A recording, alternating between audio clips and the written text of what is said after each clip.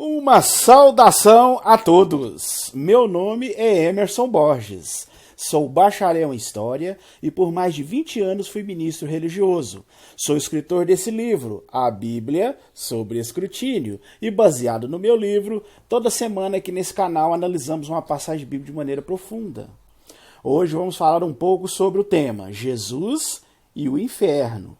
Mas antes de entrar no assunto, não se esqueça de dar o joinha aí no nosso vídeo, estoure esse like de joinhas aí, se inscreva em nosso canal, comente, compartilhe e não se esqueça de acionar o sininho de notificações.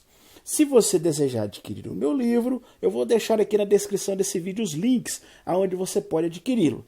E se você não assistiu os outros vídeos da série e quiser assistir, também vou deixar aqui na descrição desse vídeo os links para que você possa assisti-los.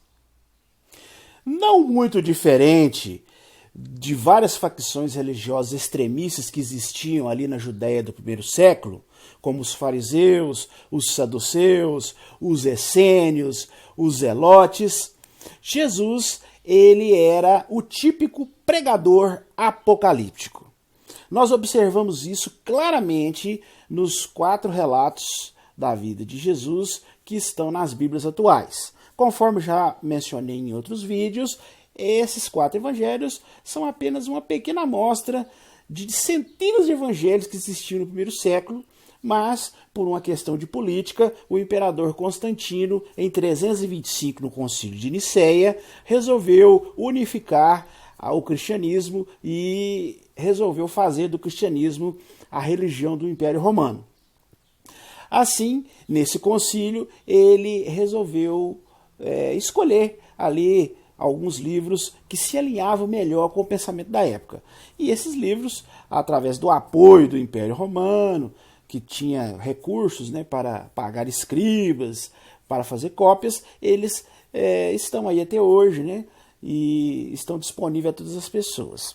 Já as outras centenas de relatos dos evangelhos, outros evangelhos, como de Maria Madalena, de Judas, de Tomé, entre outros, foram sendo esquecidos com o tempo, pois o Império Romano não apoiava a cópia desses evangelhos. Mas, graças à arqueologia, hoje temos algumas descobertas que têm causado uma euforia muito grande entre os arqueólogos. Muitos têm achado alguns manuscritos antiguíssimos desses evangelhos esquecidos. E ali nós observamos uma visão totalmente diferente desse personagem Jesus Cristo. Mas, se nós nos apegarmos a esses 4 evangelhos hoje, que estão nas Bíblias atuais, mesmo nesses 4 evangelhos, que com o tempo passaram por um processo de filtragem, foram escolhidos a dedo, mesmo assim, nós observamos que esses evangelhos retratam Jesus como um pregador apocalíptico. E ninguém pode fugir dessa realidade. Se você observar no registro bíblico, Jesus ele era seguidor de João Batista. E João Batista era um pregador apocalíptico. Se você observar ali no livro de Mateus 3,4 e Marcos 1,6, João Batista ele tinha um estilo de vida muito inusitado. Ele trajava roupas feitas de pele de camelo e um cinto de couro ao redor dos lombos. E vivia no deserto e se alimentava de gafanhotos e mel silvestre. Então, realmente, era uma pessoa muito peculiar. Era um típico pregador apocalíptico, um ermitão que ficava nas regiões mais remotas e inóspitas, e ali ele trazia a sua mensagem de fim do mundo, a sua mensagem apocalíptica. Se você observar em Mateus capítulo 3, versículo 1 e 2, ele fala claramente: arrependei-vos, pois o reino do céu se tem aproximado. Essa era a mensagem de João Batista, que havia um fim próximo e que as pessoas precisavam urgentemente se arrepender para serem salvas. Jesus Cristo, como um seguidor de João Batista, um homem que o seguia no início, ele também, depois que ele começou a pregar, ele pregava exatamente a mensagem que João Batista pregava. Se você observar em Mateus capítulo 4, versículo 17, lá diz que Jesus principiou a pregar e a dizer a mesma mensagem: arrependei-vos, pois o reino se tem aproximado. Jesus Cristo falava constantemente numa destruição iminente. Ele fazia várias parábolas, né, contava várias ilustrações, e ali ele sempre destacava que as pessoas precisavam urgentemente se arrepender, pois havia um fim iminente. Uma das parábolas de Jesus mais famosas e que as pessoas gostam muito de citar é a parábola das ovelhas e dos cabritos, que está registrada em Mateus, capítulo 25, versículo do 30 em diante, né? Do 31 ao 41. Ali, Jesus fala que ele chegaria, né, em glória, com os anjos dele, poderosos, se sentaria no seu trono, e ali diante dele ele se ia juntar todas as nações. Ia separar as pessoas, assim como o pastor separa as ovelhas dos cabritos. Visto que na época de Jesus havia muitos rebanhos, muitos pastores, as pessoas ali entendiam bem esse tipo de comparação, porque o cabrito é um animal mais difícil de lidar, né? Um animal que ele é mais custoso, né? Você tem que estar mais de olho, é um animal mais rebelde. E a ovelha é um animal mais manso, né? De fácil de lidar. Então, ele usou essa ilustração para mostrar às pessoas que havia um fim iminente, que em breve ele ia chegar, julgar a humanidade, e as pessoas que fossem pessoas com qualidades semelhantes a ovelhas, fossem pessoas mais pacíficas, mais mansas, iam ficar do seu lado direito, quer dizer, iam ser julgadas de maneira bondosa, né? Iam receber uma recompensa. E os que fossem pessoas semelhantes a cabritos, pessoas rebeldes, né? Pessoas de difícil trato, essas pessoas elas iam ser destruídas. Ele inclusive fala no final, fala assim, ó, então dirá por sua vez à sua esquerda, que seriam os com qualidade semelhante a cabritos, né? Ele fala assim, afastai-vos de mim, vós os que têm sido amaldiçoados para o fogo eterno, preparado para o diabo e os seus anjos. Então veja que na mente de Jesus, ele claramente indica esse senso de urgência nas pessoas da época, mostrando que haveria uma destruição iminente e que se eles não fossem semelhantes a ovelhas, mais mansas, pacíficas, ao contrário, fossem igual cabritos, né, rebeldes, de difícil lidar, essas pessoas iriam para o fogo eterno, né? Seriam amaldiçoados e iam para o fogo preparado para o diabo e seus demônios. Então aí a gente já vê uma clara descrição de Jesus de um suposto inferno, né?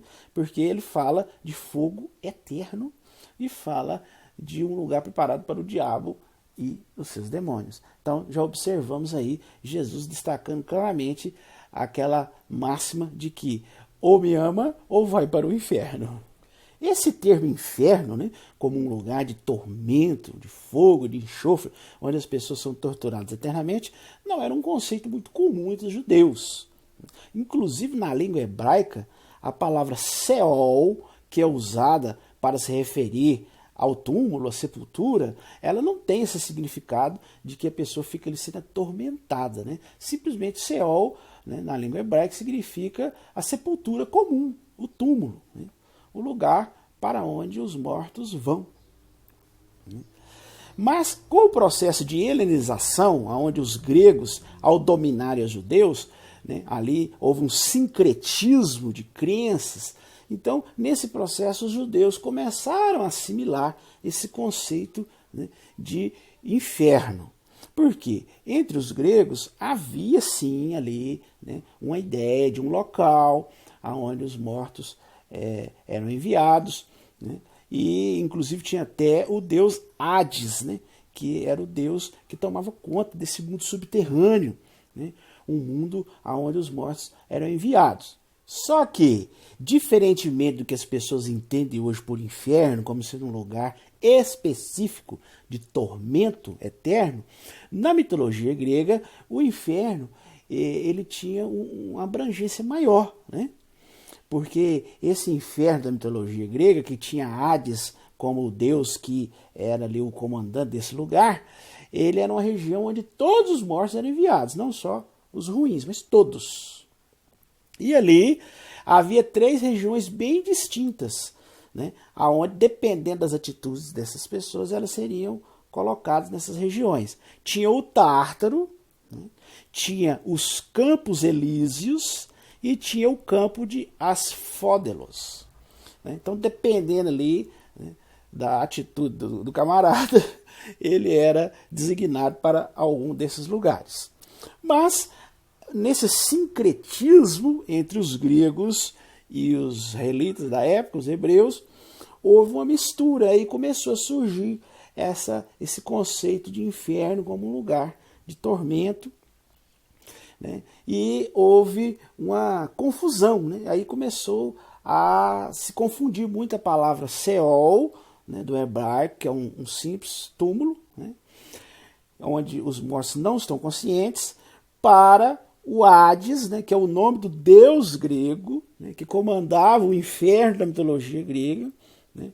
Aí passou a ter o mesmo significado, as pessoas começaram a fazer um sincretismo dessas duas palavras, Seol e Hades, como se referindo ao lugar onde os mortos habitam, né? E já na época de Jesus, a gente já percebe que as pessoas ali já tinham essa ideia de um lugar de tormento, né? Inclusive Jesus falando de fogo eterno, como eu citei naquela parábola das ovelhas e dos cabritos. Inclusive Jesus começa a usar até uma outra palavra, né, para entrar nessa confusão aí de Seol, de Hades, de inferno. Ele usa a palavra Geena, que Geena, para os hebreus, eles na época tinham um vale chamado Vale de Hinnom, e nesse vale eles lançavam ali, né, corpos de indigentes, criminosos, né, lixo, e com o tempo virou um lixão, tipo assim, um lixão mesmo. Ali em Jerusalém eles jogavam ali, e ali ficava assim sempre queimando, porque tinha muito enxofre na região, e eles ficavam jogando coisas ali para queimar. Então, essa palavra Geena, que de início tinha uma ideia desse vale onde eles jogavam os mortos, os indigentes, os criminosos, né, que de início os judeus encaravam como um lugar onde a pessoa não volta mais, né, jogou ali, acabou, tipo uma morte eterna. Com o tempo foi ganhando essa ideia de tormento, né, visto que as pessoas eram jogadas lá e ficavam queimando. Né. Inclusive Jesus até usa esse termo Geena em Marcos 9, 47 e 48, que Jesus ali deixa claro na sua pregação que a pessoa, para escapar dessa futura destruição apocalíptica que ele tanto falava, né, que ele ia vir, né, em fogo, né, trazendo destruição, né, então ele fala que era necessário tomar medidas extremas. Inclusive ele fala assim, ó, se a tua mão ou o teu pé te faz tropeçar, corta e lança longe. Melhor para ti entrares na vida aleijado do que seres lançado com as 2 mãos ou os 2 pés no fogo eterno. Isso está em Mateus 18:8. Né? E no relato paralelo de Marcos 9, 47 e 48, que são relatos que falam a mesma coisa, né? Contam o mesmo episódio, só que em evangelhos diferentes, ele fala também, se o teu olho te fizer tropeçar, lança fora, melhor entrares com um olho no reino do que seres com os 2 lançados. Aí ele já usa Geena. Você vê que lá em Mateus usou o termo fogo eterno, mas em Marcos usa o termo Geena. Aí a gente já vê uma confusão aí, que a gente já começa a fazer, misturando, né? Já entendendo Geena como sendo o fogo eterno, como sendo realmente tipo um inferno, né? Um lugar onde os mortos são atormentados. Inclusive, no Evangelho de Marcos, inclusive dá até detalhes dessa Geena, que ele fala assim, onde o gusano não morre e o fogo não se extingue. Quer dizer, sempre dando essa conotação de algo eterno, algo que não acaba nunca. Né? Você vê fogo eterno, né, lá em Mateus 18:8. E aqui, Geena, aonde o fogo não se extingue. Né? Então você vê que esses 2 relatos paralelos aí já nos mostram claramente, né, que esse conceito de tormento eterno, de fogo que não se apaga, né, e que a pessoa precisa desesperadamente escapar desse lugar, é muito claro na Bíblia. E a gente vê que as pessoas ali da época já entendiam isso como realmente um lugar de tormento eterno. Né? Jesus, diversas vezes, ele usava essas técnicas de intimidação, né? Ameaçando os seus ouvintes com uma destruição horrível se essas pessoas não seguissem seus ensinos. Né? E, como eu citei aqui, né, ele fala, né, ameaça com a geena, né, que ele coloca ali como lugar de fogo eterno, né, onde o gusano não se consome e o fogo não apaga. Né? Eu citei as ovelhas e os cabritos, onde ele fala, né, do fogo eterno, que os cabritos iam para o fogo eterno. Então sempre essa maneira de intimidar os seus ouvintes. Né? Ou você me ama, ou senão você vai para o inferno. Né? Inclusive, Jesus ele faz uma ilustração, em uma certa ocasião, uma parábola, aonde o inferno é claramente descrito nessa parábola. Muitas pessoas, inclusive religiosos, tentam, né, de certa forma, dar uma suavizada nessa parábola, falando que essa parábola era simbólica e que ele não estava se referindo a um lugar de tormento literal, né, um suposto inferno, né, mas era apenas um símbolo de destruição eterna e tal. Só que, se nós analisarmos profundamente essa parábola, nós vamos ver que não há como encarar dessa forma. Né? Pense bem, se você é uma pessoa, um pregador, e você não acredita em inferno, em punição eterna, no lugar de fogo e enxofre. Se você supõe que você acha isso uma coisa horrível, né? Você acha isso repugnante, você iria usar isso numa ilustração para tentar ensinar algo às pessoas, você ia usar uma parábola descrevendo isso. Note aí, abra sua Bíblia aí e acompanhe você mesmo essa parábola. Ela está registrada no Evangelho de Lucas, capítulo 16, versículo 19 a 28. Então, eu vou resumir essa parábola rapidamente aqui para você entender. Nessa parábola, Jesus fala de um certo homem, né, que era rico, né, que a parábola é o rico e o Lázaro. Né? Então, esse homem, ele tinha muita riqueza, tinha uma vida tranquila, boas roupas, tinha dinheiro, tinha tudo. E o Lázaro era um mendigo, que ficava ali junto do portão, né, cheio de úlceras, né, e tentando pegar alguma migalha que caía da mesa do rico ali. Né? Só que passou o tempo, o mendigo morreu, né, e segundo a parábola que Jesus conta, ele foi carregado pelos anjos para a posição junto ao seio de Abraão, que seria tipo um céu. Né? E o rico também morreu e foi enterrado. Só que aí ele foi para o Hades. Veja que ele cita inclusive a palavra grega Hades, né? Que é o nome do Deus que cuidava do mundo dos mortos na mitologia grega, o submundo.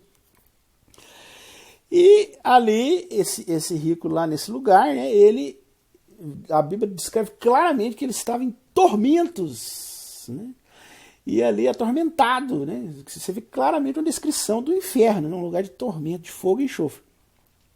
E ali ele vê Abraão lá em cima, e do lado dele, do lado de Abraão, o Lázaro, né? Então ele clama para Abraão, né? Ô Abraão, tem misericórdia, né? Manda que o Lázaro mergulhe uma ponta do seu dedo na água e refresque minha língua, joga uma aguinha para mim aqui, que o negócio tá feio, ó, pra você ver. Mostrando que ele estava no meio de fogo, de enxofre, um lugar quente, um lugar de agonia, né? Porque inclusive ele fala, né? Porque eu estou em angústia desse fogo intenso. Olha bem, né? Nesse fogo intenso. Mas aí o Abraão fala com ele, não, mas você não lembra, né? Quando você era rico ali, né? Você não tinha nada de ruim, né? Mas agora, veja bem, né? Tem um precipício muito grande, né, entre nós aqui, né? O Lázaro está aqui em cima, você está aí embaixo, quer dizer, já distinguindo bem essa questão de céu e inferno, né? Céu é um lugar bom, onde o Lázaro já estava, e o rico lá no inferno, no Hades, né? No lugar de tormento, angustiado, atormentado, né? Aí ele fica ali, né, sem saber, o rico fica desesperado. Então ele fala, mas pelo menos, fala para Abraão, né, manda pessoas ali na casa do meu pai, dos meus irmãos, prega para eles, né, para que eles também não venham a parar nesse lugar que eu estou aqui, né, fala eles, avisa eles, só existe inferno mesmo, vocês têm que melhorar a sua atitude, vocês vão para lá, né, e tal, quer dizer, implorando para que se avisasse com mais ênfase os seus familiares. Quer dizer que você vê que você percebe na parábola que ele estava realmente numa angústia, num lugar de tormento, né? Num lugar de sofrimento eterno. Né? Então veja, Jesus Pode olhar aí na sua Bíblia. Ele faz uma analogia a um lugar de tormento e angústia, onde existe um fogo e ele, inclusive, dá qualidades a esse fogo. Fala que ele é intenso e eterno. Está vendo que sempre, quando Jesus fala sobre o inferno, ele fala de fogo intenso e eterno. E ele, naquele outro texto que eu mostrei lá, onde fala de é melhor cortar um pedaço da mão ou do olho, se esse membro te faz tropeçar, porque é melhor entrar sem o olho ou sem a mão, né, no céu, do que ir para a geena, ou o fogo ardente, né? O fogo que arde eternamente, onde o gusano não se consome. Quer dizer, então, sempre essa descrição de uma coisa eterna, que não acaba, né? Até na ilustração das ovelhas e dos cabritos também, os cabritos vão para o fogo eterno. Então, se você nota que na mente do pregador Jesus, esse pregador apocalíptico, né, existia um inferno, né, um lugar de tormento, onde as pessoas iam ficar sendo atormentadas eternamente.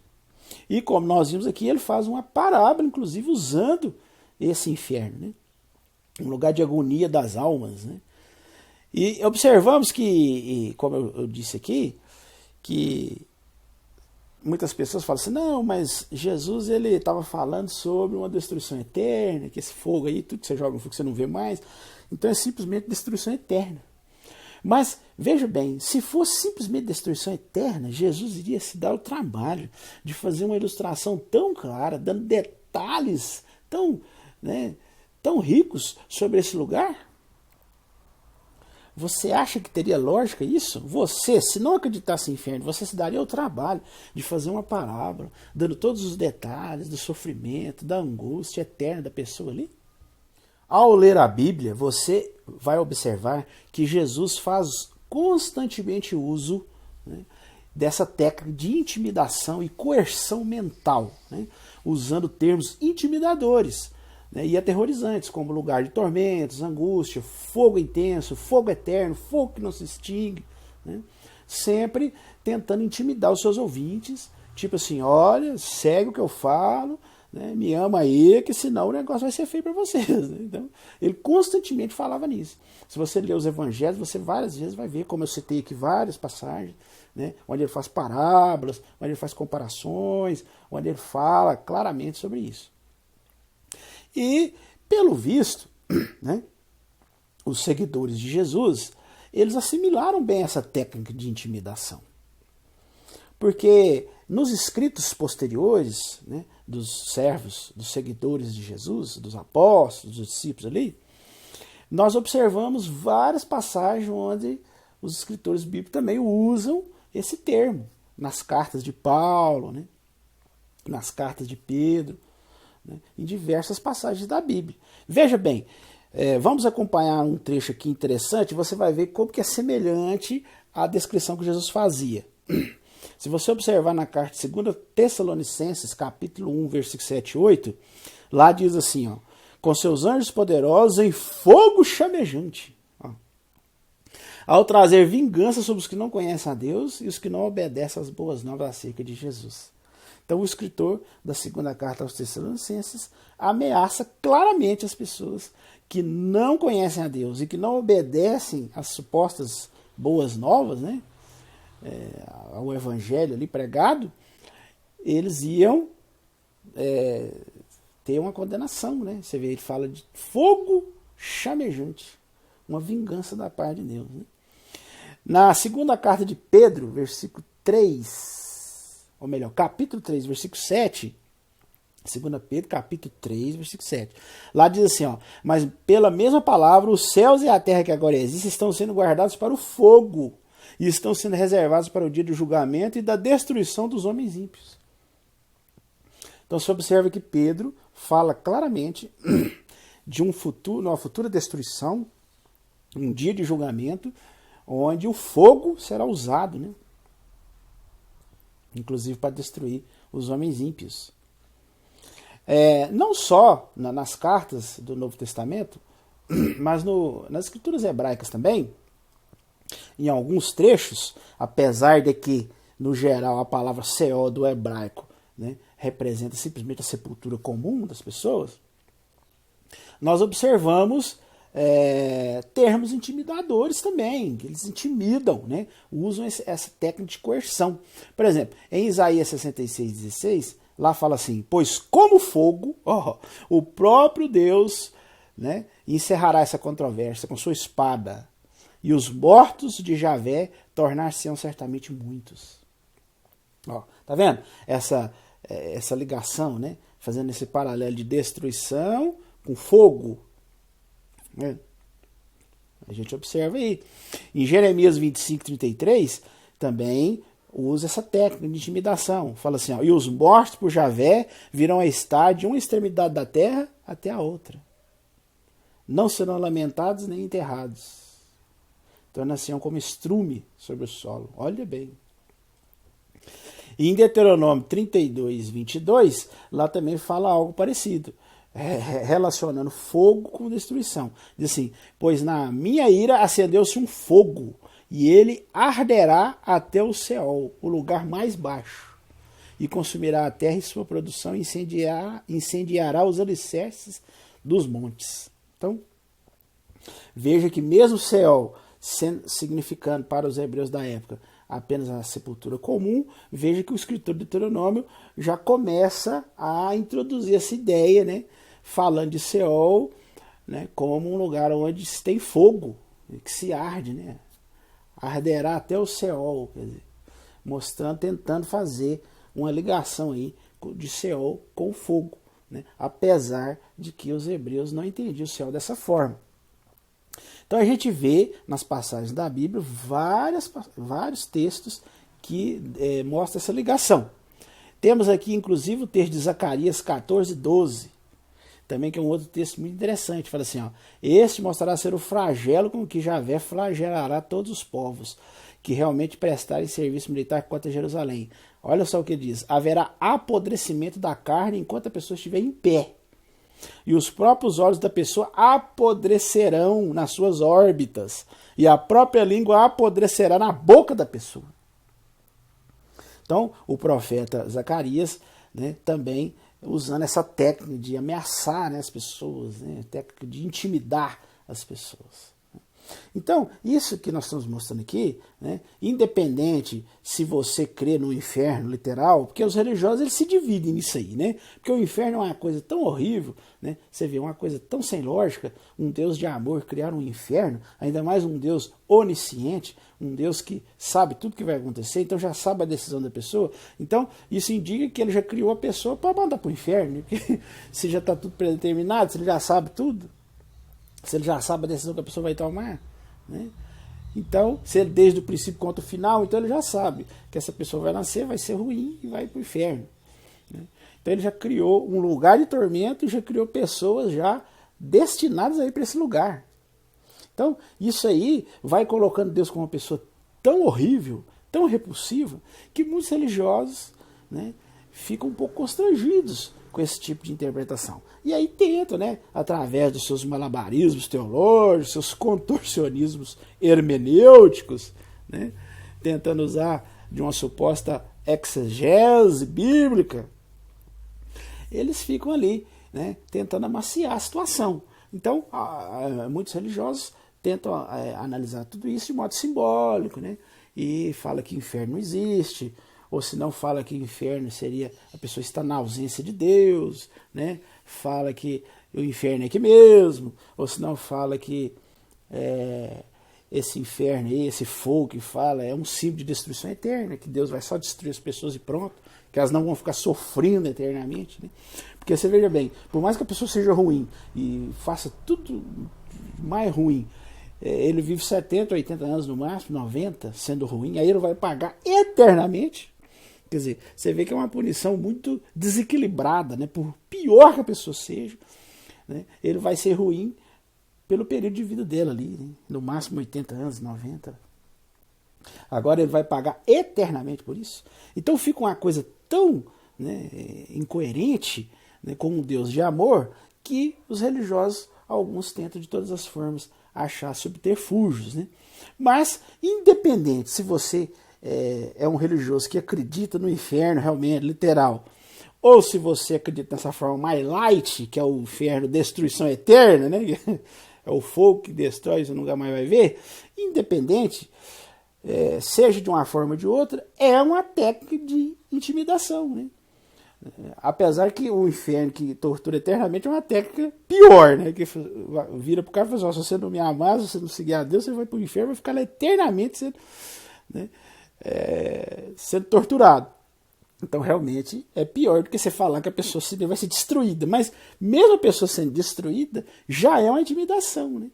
Fala assim, não, se você não me servir, eu vou te destruir, né? Então, quer dizer, de uma forma ou de outra, a gente percebe, né, esse tom ameaçador, intimidador dos escritores bíblicos, que se dizem inspirados por Deus, né? Olha essas expressões que nós vimos aí, que eu mostrei para vocês aí na Bíblia de vocês, né? Expressões como fogo, apodrecimento da carne, dos olhos, da língua, mortos espalhados por toda a terra, servindo como estrume, né? Então, isso aí são expressões comuns, né, na Bíblia, né? Esse tom ameaçador. Já pensou? Você conviver com uma pessoa assim, né? Ou você gosta de mim, ou senão você vai sofrer, né? Parece até um serial killer, né? Um psicopata, né? Mas o Deus judaico-cristão, né, tem todas as características desse tipo de Deus. E não só o Deus do Velho Testamento, como o próprio Jesus também, como eu mostrei aqui várias passagens, onde ele confirma realmente, né, essa questão da destruição eterna, né, da pessoa ser atormentada, né? E ele sempre destaca, ele era um pregador apocalíptico, como muitos ali da época, e ele sempre destacava a urgência dos tempos, a necessidade das pessoas se arrependerem urgentemente, porque senão, né, iam ser torturadas, iam para o fogo eterno, como eu já mostrei aqui as diversas passagens, né? Ou como a ilustração do rico e o Lázaro, ia ficar em angústia no lugar de fogo, né? Ou como a ilustração das ovelhas e dos cabritos, né? Se fosse cabrito ia para o fogo eterno, né? Ou na ilustração que ele fala lá de arrancar o olho, se o olho te faz tropeçar, ou a mão, né? Ia para um lugar onde o fogo não se extingue, né? O gusano não se extingue, o fogo não acaba. Então você percebe aí, né, que a Bíblia ela é um livro intimidador, ameaçador, né? Então, vocês acham que se a Bíblia fosse um livro inspirado por um ser superior, evoluído, você acha que a Bíblia ia tentar aterrorizar as pessoas dessa forma? Intimidar, né? Tipo assim, encantoar as pessoas dessa forma? Se realmente existe um Deus superior, criador do universo, vocês acham, um ser evoluído, né, vocês acham que ele usaria essas técnicas de intimidação, essas técnicas de coerção, típicas de ditadores, de psicopatas, de pessoas realmente desequilibradas? Vocês realmente creem nisso?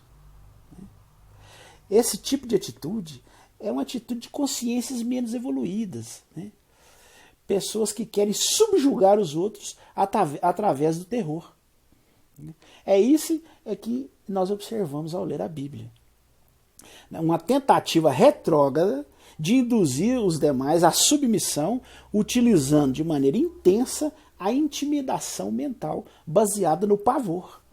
Então é isso que nós observamos. Então, se você é um religioso, segue a Bíblia e acredita que a Bíblia é um livro inspirado por Deus, um ser superior, sinto lhe informar. Mas a Bíblia, ela mostra um Deus bem inferior, né? Uma mentalidade realmente pavorosa, repulsiva. Um ser que usa de técnicas de intimidação, né, e de coerção para apavorar, para aterrorizar as pessoas, né? Seja com o inferno de fogo, enxofre, o sofrimento eterno, seja com a morte eterna, numa destruição terrível, né? De uma forma ou de outra, nós observamos um Deus que realmente demonstra qualidades lastimáveis, né? E se você segue um Deus assim, né, eu não tenho outra coisa a lhe dizer, apenas lamentar. Bem, esse era o tema que nós íamos analisar hoje, né? Se você gostou, né, e quiser saber mais detalhes, né, então você pode adquirir meu livro, como eu falei no início do vídeo, né? Se você chegou até aqui porque você gostou do assunto, se você quiser saber mais, aprofundar mais, adquira meu livro.